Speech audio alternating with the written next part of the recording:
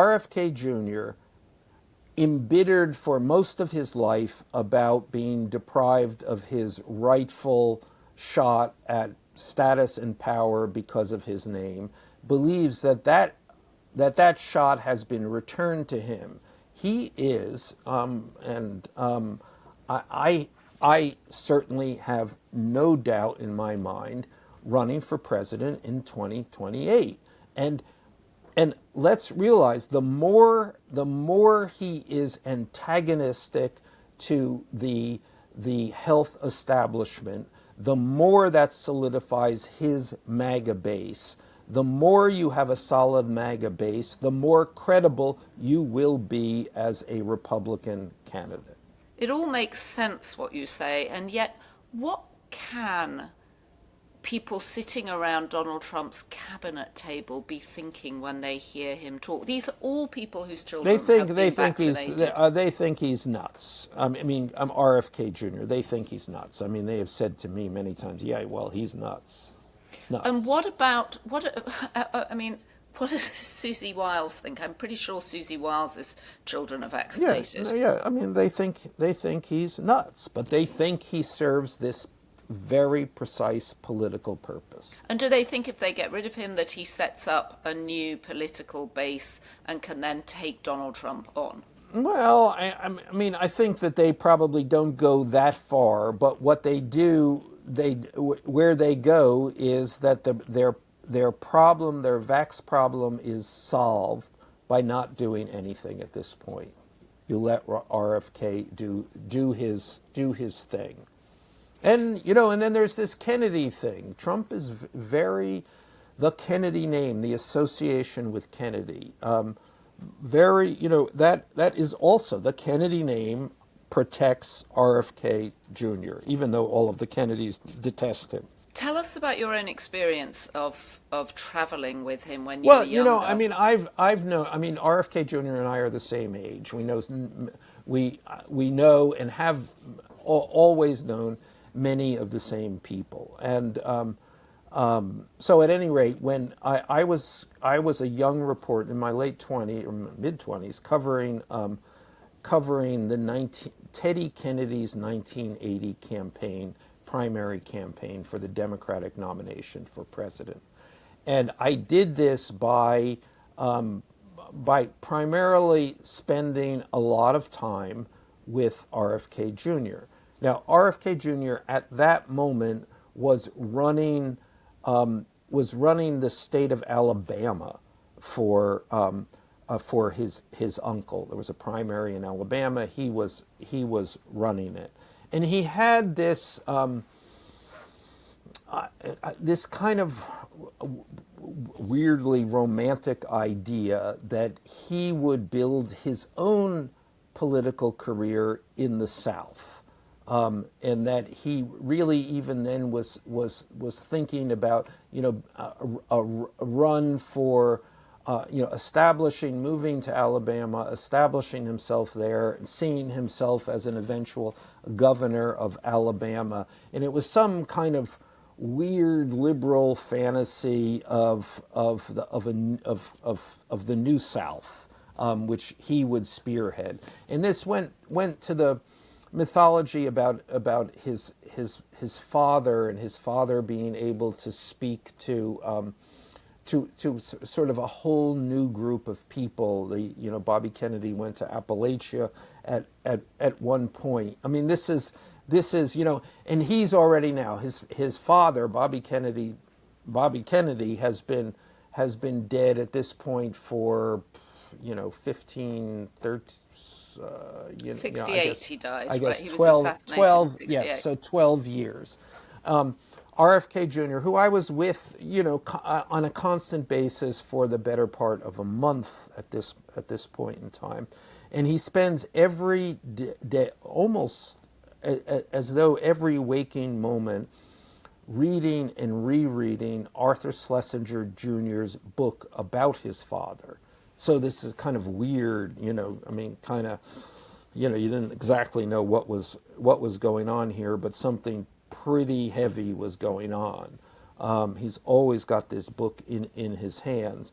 except for the times in which he disappears. Wherever you would go, there would always be on the campaign trail some woman who he would then strike up a flirtatious conversation with and then disappear. This was like on a daily, sometimes more than daily basis. Plus, then there were the drugs on a constant basis. So when you say disappear, do you mean they were disappearing to do something together? Yes, exactly. And that became a kind of standard thing. You would go, okay, yeah. Everybody would roll their eyes. Not necessarily unusual on a political campaign trail, but he was womanizing and he was taking drugs while he was campaigning. Yeah, for no, his and uncle. the womanizing was random women multiple times a day. I mean, he was a Kennedy. They would be, and he was.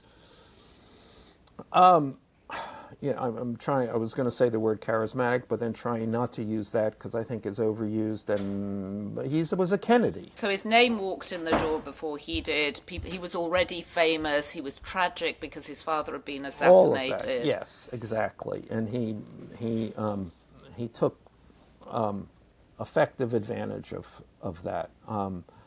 And then there were the drugs constantly. He was, clearly out of it, clearly then falling asleep, clearly in a nod, clearly, again, another one of those things, and everybody would just go, okay, what can you do? And the nature of that kind of campaign is that you would go to a lot of, you would be put up at a lot of the homes of supporters on the campaign trail. So there were many instances in which we had to share a room, sleep in the same room overnight. And I vividly remember his nightmares. They must be terrifying to him. They were certainly terrifying to me for him to wake up yelling like this. And what was he yelling? These were night terrors. Yes, yeah, just nightmares he was obviously having, and this is not beyond explanation. I mean, if if your father's been assassinated like that, and your uncle's been assassinated, and your next uncle is running for president, and you're taking massive amounts of drugs.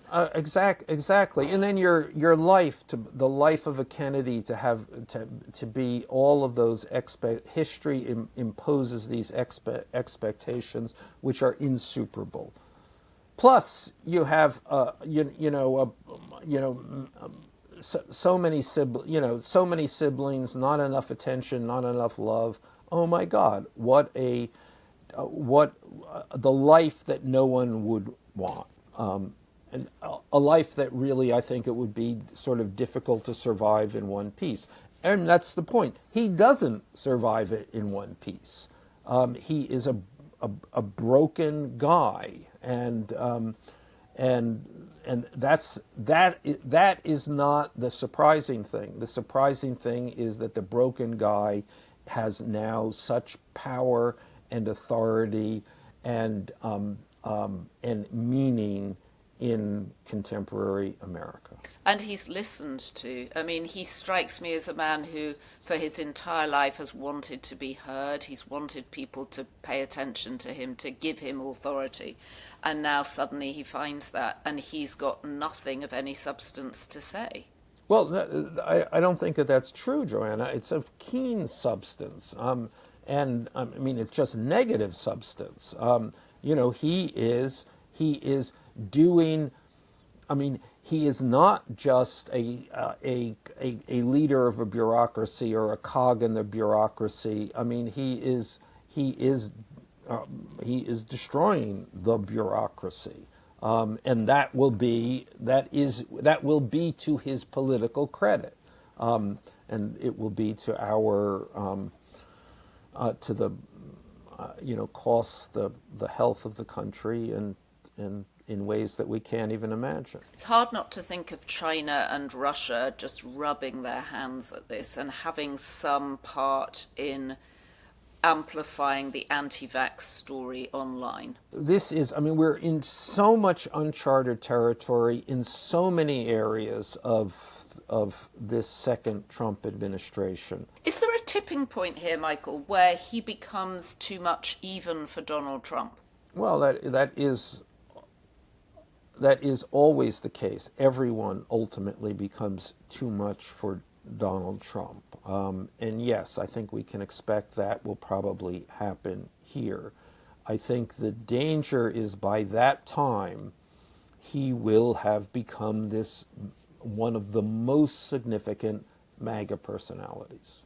And also, once you unravel something like the CDC or the Vaccination Advisory Committee, it's very difficult to rebuild these things and give them any authority. Yeah, I think that no one at this point can look ahead with any clarity on what's going to happen in with the public health system in this country, which has been one of the most successful anywhere in history.